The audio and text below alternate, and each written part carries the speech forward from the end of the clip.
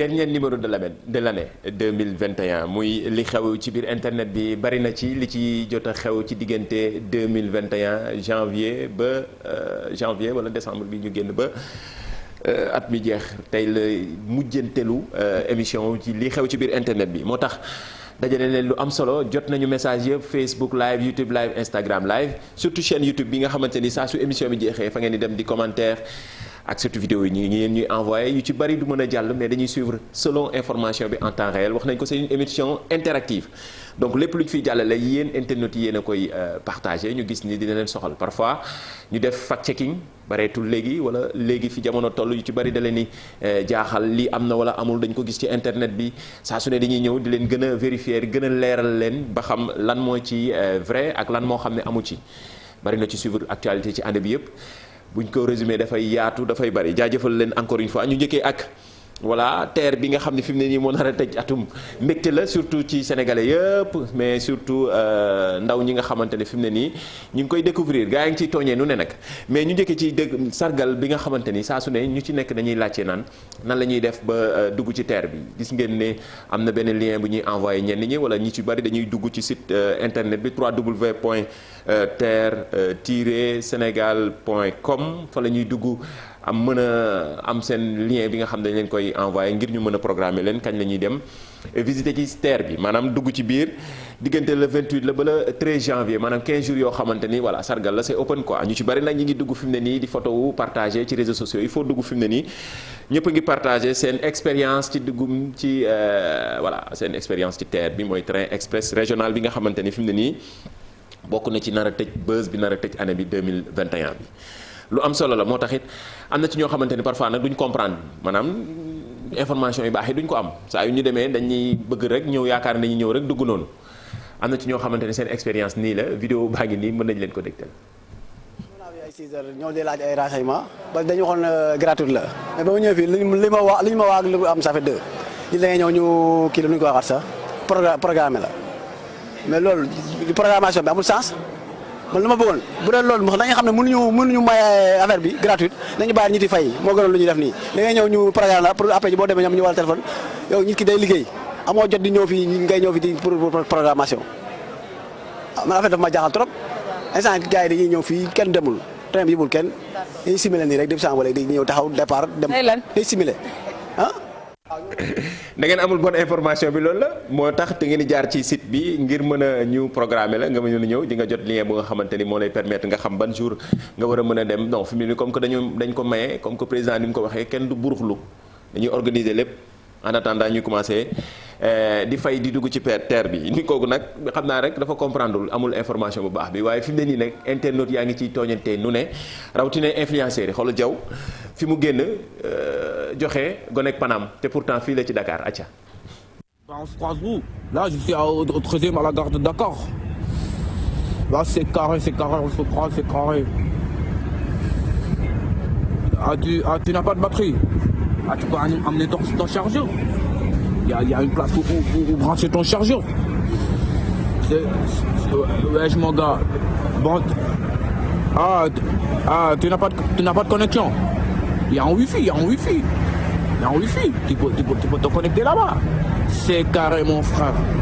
On se retrouve à la gare. C'est carré mon frère. Oui, c'est Diawgué Diop li xam ngeen ko célèbre influenceur youtubeur voilà nii di wane ni TER bi commentaire yu ne lañ ciy jot am na ku ne ku posté benn commentaire ne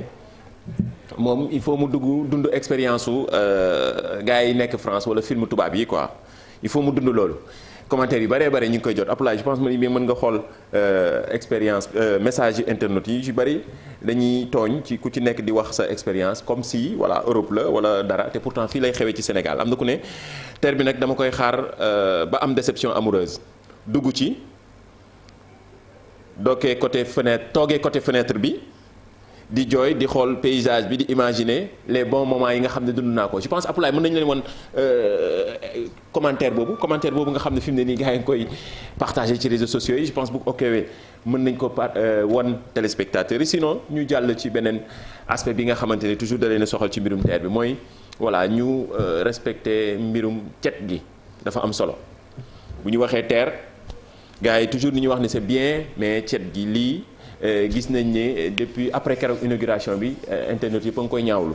ci réseaux sociaux yi moo tax ci la ñuy profité gën a encore sensibiliser waat alerter waat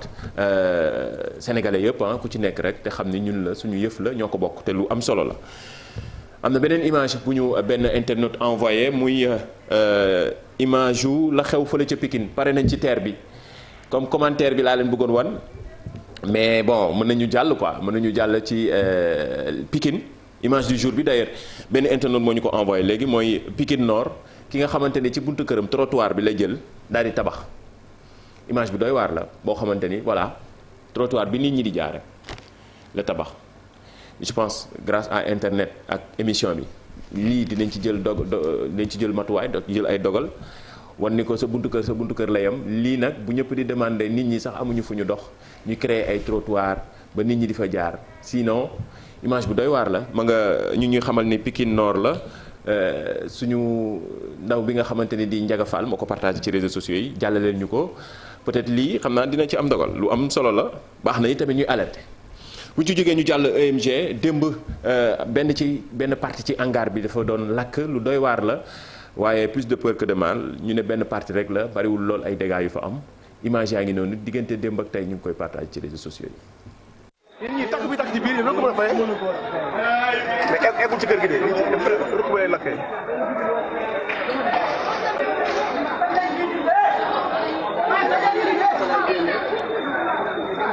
waaye ñun dagg fii mais lu mu ko oto mu lakk bee jeex ñu toj vitre am dugal ko moo gën. vraiment jàpp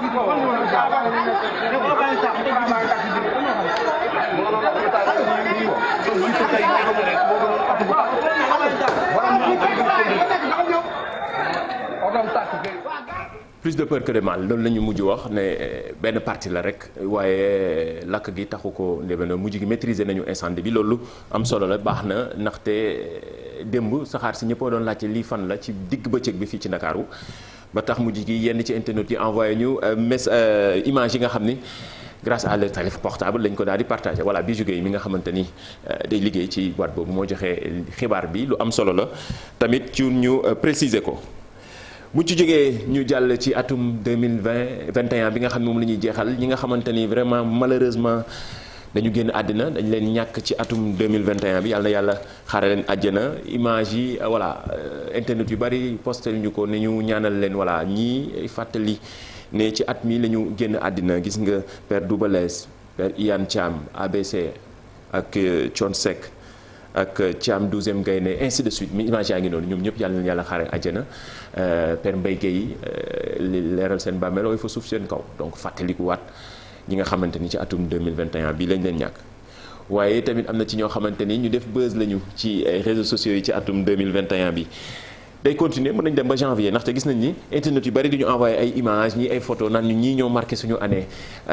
gis naa ci sax ba dem ba ci ñenn ñi dem ba ci xabilaam ne marqué na atum 2021 bien sûr fierté lay doon pour sénégalais yi gis naa ni tamit ñenn ñi chanteurs yi la ñenn ñi lutteurs yi la continuer leen ngeen réagir via suñu hashtag bi suñu net Midi Plus Facebook live YouTube live Instagram live waaye ñu ci ëpp it tamit envoyé nañu Aïssatou Diop Fall leneen fii ci télévision Futurs Médias ci atum 2021 bu ñu nee 2021 ci TikTok bi bokk na ci ñu ñu gën a reprendre xale yi d'ailleurs dañ ko mujj sax di créer challenge am na vidéo boo xamante ni ci TikTok fépp foo dugg saa yu génnee mercredi borom jàngat bi saa yu génnee def buzz ci parfois mu ŋaññi bu baax pouvoir bi parfois mu ŋaññi bu baax opposition bi Aïssatou gis nga ko noonu mujj gi sax dafa mujj am hashtag ci réseau social bi di TikTok ñu dégtal leen ko. man ma judd ci coow man coow dafa may rey man damaa faale coow te kaay ma wax la seen affaire vaar yi laa bañ bu subaa su ma gisaatee amaatee envie xeesal mais dama ci dellu waaye damaa faale ay coow man ma judd ci coow man coow dafa may rey man damaa faale coow te kaay ma voilà Aïssatou borom jàngat yàlla yàlla guddal fanam ñu année bi ñu jëm nekk année bu neex di ko ñaanal personnel groupe Futurs Médias ñëpp jaajëf bu ñu ci jógee ñu jàll ca Dingiraay mbirum école yi ba tey coow laa ngi fii ndaxte wax nañu la xewoon Kolda ak pression bi nga xam ni enseignante bi partagé vidéo bi mi ngi koy subir ba léegi lii Kolda la lii Dingiraay la beneen dëkk boo xamante ni ci atum 2021 ba tey école yi ndaw ñi li ñuy jànge conditions yi doy waar la ñii ñi ngi ci ay sàkket image yi ay internet ñu ko partagé ñu gis ni toujours peut-être autorités yi nañ ci jël ay dogal que xoolaat ndaw ñi nan lañ mën a nekkee ci conditions yu baax ba mën a amal seen jàng. Il n'y a rien en haut. Attends, je vais montrer. Ici, c'est le dehors. Maintenant, je vais entrer. On a aussi des défauts. Un défaut de déficit de tablement. Vous voyez les carcasses. Depuis la rentrée, les élèves de CI n'ont pas encore. mi ngi noonu situation bu doy waar xam naa autorités yi nañ ci jël ay dogal autorités yi di wax ni Sénégal du Dakar rek du Thiès ak yooyu am na ci yeneen zones yi quartier yeneen régions yi wala zones yu recoins yi yu gën a sori ñu ngi dund yu méttee rawatina ndaw ñi avenir u réew nag ndaw ñee ko yor donc seen njàng dafay am solo conditions yu baax tamit dina ci am solo bu ñu jógee ñu jàll Mali gannaaw ñu ngi waajal Coupe d'Afrique des Nations ñëpp xam nañ ko ci waajtaay googu nag fi mu ne nii nag xam na période yu joxe drapeau yi la Sénégal d'ailleurs tey jii ñi ngi xaar président Macky Sall mu jàkkaarloo gaynde yi jox leen seen drapeau national Mali nag lu gannaaw président Guinée bi nga xamante ne dafa sas si waa Syli national ne leen bu ñu demee nañ fa am taxawaay bu am solo président Assimi Goïta moom tamit condamné neen ñi nga xamante ne mooy les aigles du Mali ne leen bu ñu demee nañu fexee jël trophée bi vidéo baa ngi noonu ñu partagé ko. Du Mali, vous serez désormais en mission commandée. Vous avez la lourde tâche de défendre les couleurs du Mali. Vous êtes condamné à ramener ce trophée au Mali. Dans la vie, rien n'est impossible. Tout dépendra de votre état d'esprit. C'est très important. En tant que combattant, en tant que joueur, tout dépendra de votre état d'esprit. De ramener ce trophée, vous devez vous dire que cela est possible. Doumbouya wax na loolu colonel Doumbouya beneen nitu armée ca Mali tamit di Assimi Goïta wax na loolu doona waar de yokk pression de lii de xanaa du Coupe d'Afrique rek mu yem ci donc peut-être ñenn ñi jàpp nañu day gën a booster yokk encourager équipe bi ñenn ñi jàpp nañu ne pression la en tout cas nii la ñu joxee ñoom seen drapeau ñaax seen équipe ñi ngi xaar ñu ngi xaar général Sall waaw ñu xaar ko général Sall bu tey day en tout cas yëf yi day gën a garaaw ne Coupe d'Afrique bi moom bari na coow rek man Pape Alioune Ndiaye bu bokkul ci sélection bi du ma sax seetaan man maa ngi ci Badou rek kon doo seetaan de El Hadj na bokku ci de maa ngi ci Badou Ndiaye rek kii de Aliou Cissé de boolewu ko ci ñu war a def yàlla baax na moo tax du ma ko seetaan garaaw adduna amul solo amul benn problème yàlla waxul kenn de toute façon la Coupe d'Afrique se prépare donc oui se prépare ñu jeexalee ak question yi bàyyi ko fi ndaxte démb ba tey ki ñu joxe image cachée gars yi trouvé wuñu ko gis naa ñu naan yande code ñeneen ñi joxe yeneen réponse mais ñu bàyyi leen indice tuuti ngeen xool am ngeen possibilité joxe seen réponse yi via suñu réseau suñu plateforme yëpp chaîne YouTube bu télévision Futurs Médias li xew ci biir internet bi ngeen jox ñu commentaire bi kan moo nekk ci ginnaaw image bi challenge Youssou Ndour bi ba tey ñi ngi jot vidéo yi jóge fu ne fii ak le premier ñu dégte leen challenge bi daal di jeexal jox El Hadj mu yeggale.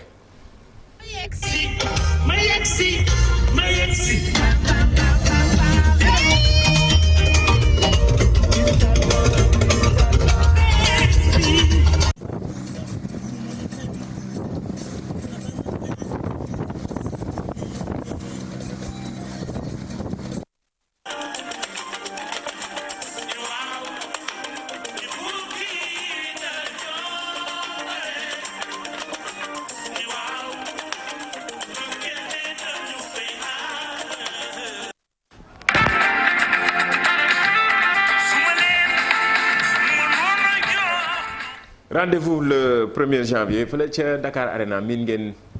date bi miin ngeen hashtag bi fi mu ne nii gis nañ ni challenge yaa ngi ñu ngi koy joxe mi ngi jóge fu ne